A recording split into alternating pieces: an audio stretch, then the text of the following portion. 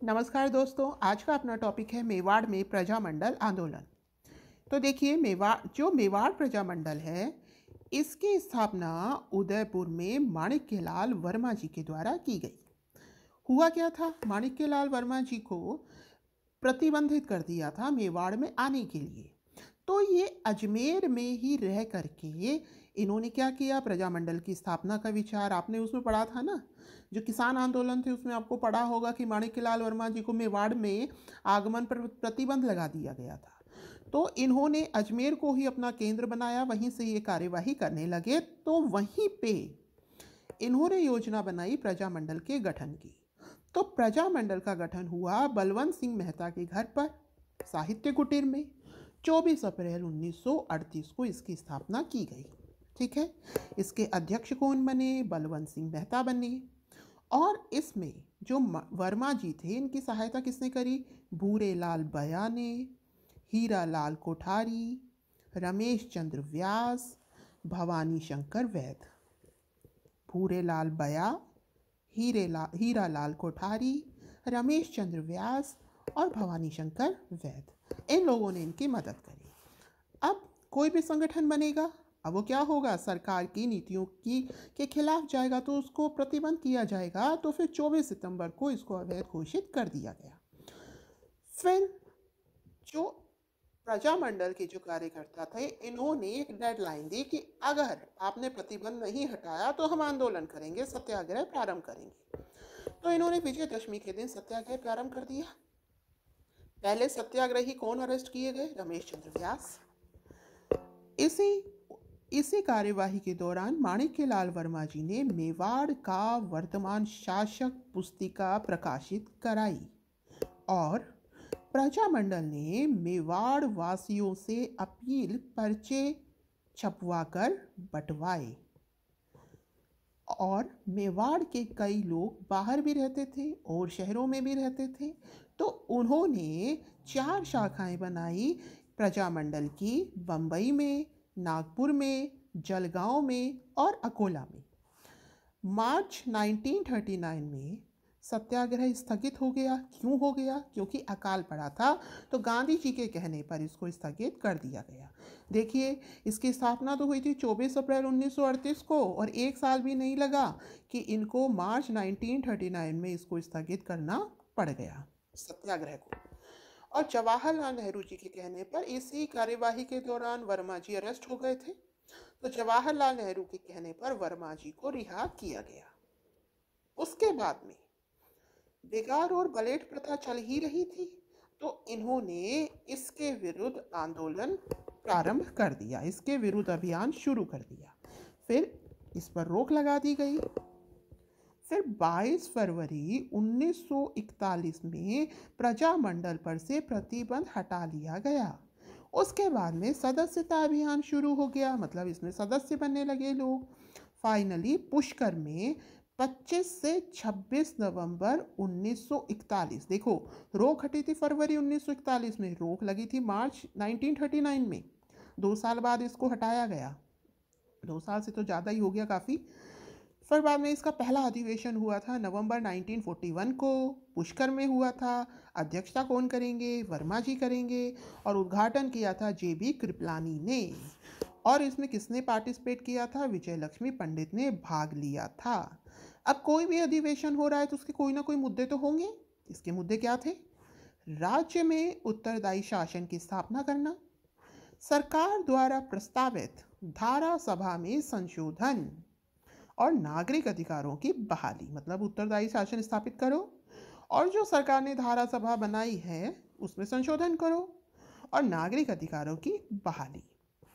अब वर्मा जी ने कांग्रेस का जो ऐतिहासिक सत्र था 8 अगस्त 1942 का, उसमें भाग लिया, क्योंकि अगले ही दिन क्या शुरू होने वाला था, भारत छोड़ो आंदोलन।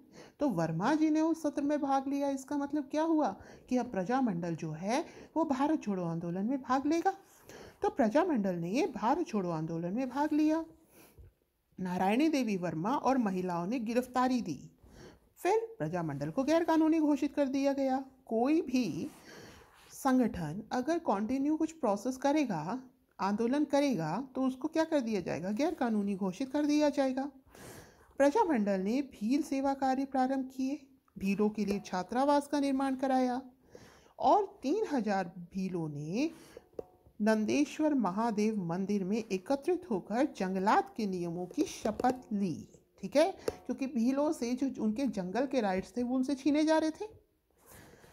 अब 31 दिसंबर 1945 से 1 जनवरी 1946 उदयपुर के सलेटिया मैदान में अखिल भारतीय देशी राज्य लोक परिषद का छठा अधिवेशन जवाहरलाल नेहरू की अध्यक्षता में हुआ। उदयपुर में अखिल भारतीय देशी राज्य लोक परिषद का छठा अधिवेशन, इसे याद रखिएगा, जवाहरलाल नेहरू जी की अध्यक्षता में 31 दिसंबर 1945 एंड 1 जनवरी 1946 को इसमें जो शेख अब्दुल्ला थे उन्होंने भी भाग लिया था। मई 1946 मेवाड़ सरकार ने गोपाल सिंह की अध्यक्षता में संविधान निर्मात्री समिति का गठन किया। अब क्या होगा, अब मेवाड़ सरकार कोई काम करेगी तो प्रजामंडल को नहीं पसंद होगा, प्रजामंडल कुछ करेगी तो मेवाड़ सरकार को पसंद नहीं होगा।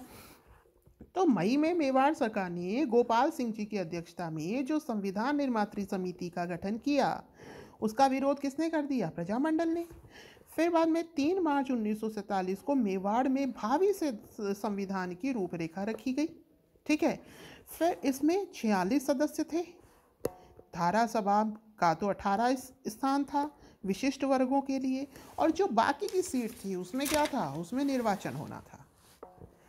23 मई 1947 को मेवाड़ के वैधानिक सलाहकार के.एम. मुंशी संविधान सुधारों हेतु 56 सदस्यीय विधानसभा का गठन किया। आई बात समझ में, पहले तो सरकार ने किया था, ठीक है, सरकार ने संविधान निर्मात्री समिति का, फिर बाद में मेवाड़ में भावी संविधान की रूपरेखा, 46 सदस्य, धारा सभा, 18 स्थान विशिष्ट वर्गों के लिए और बाकी पर चुनाव।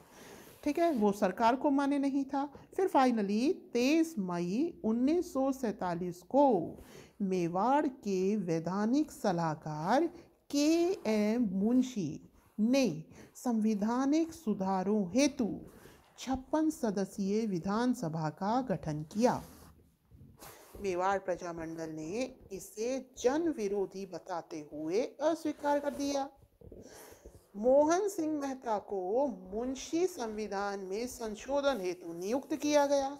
ठीक है, अब प्रोसेसिंग चल रही है संविधान निर्माण की, मुंशी जी ने किया, अब प्रजामंडल ने क्या कर दिया, इसको स्वीकार नहीं किया, इसे जन विरोधी बताते हुए स्वीकार कर दिया। फिर उन्होंने मोहन सिंह मेहता जी को नियुक्त किया कि भाई ये जो मुंशी जी ने जो संविधान सुधार बताए थे इसमें क्या कमियां, आप इसको सही कीजिए। ये जो सारी कार्यवाही चल रही थी उसी दौरान उदयपुर का राजस्थान में विलय हो गया 18 अप्रैल 1948 को।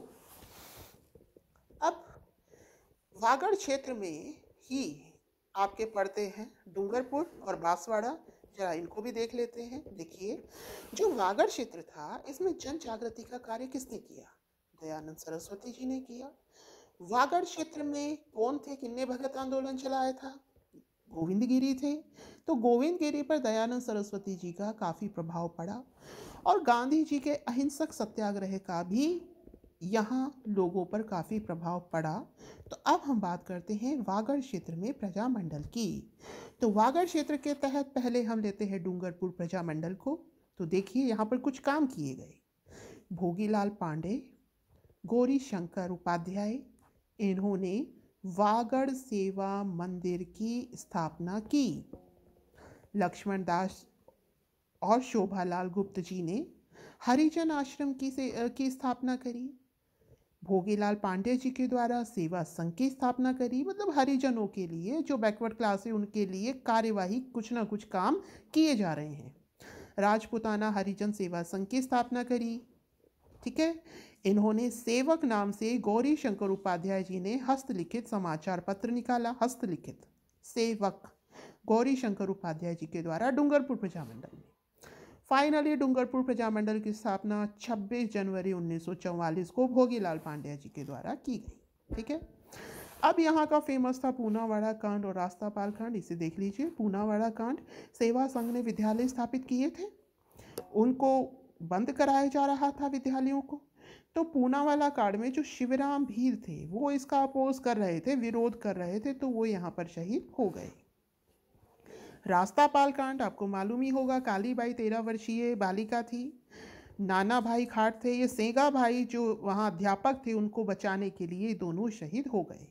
सेंगा भाई क्या कर रहे थे, ये वही विद्यालय जो बंद किए जा रहे थे सेवा संघ के द्वारा स्थापित, उनको बचा रहे थे। जनवरी 1948 गौरी शंकर उपाध्याय जी के मुख्यमंत्रित्व में लोकप्रिय मंत्रिमंडल का फाइनली निर्माण हो गया। कहाँ? डूंगरपुर में। ठीक है, अब चलते हैं बांसवाड़ा में। तो देखिए बांसवाड़ा में क्या काम हो रहे थे। बांसवाड़ा में शांति सेवा कुटीर की स्थापना करी थी चिमनलाल मालोद जी ने। ये किस लिए करी गई थी? ये करी गई थी राजनीतिक चेतना के प्रसार के लिए। ठीक है ना, राजनीतिक चेतना लाने के लिए शांति सेवा कुटीर की स्थापना करी गई थी चिमनलाल मालोद जी के द्वारा। बांसवाड़ा प्रजामंडल दिसंबर 1945 में स्थापना हुई। मणिशंकर नागर इसके अध्यक्ष बनाए गए। डूंगरपुर तो 44 में, बांसवाड़ा 45 में।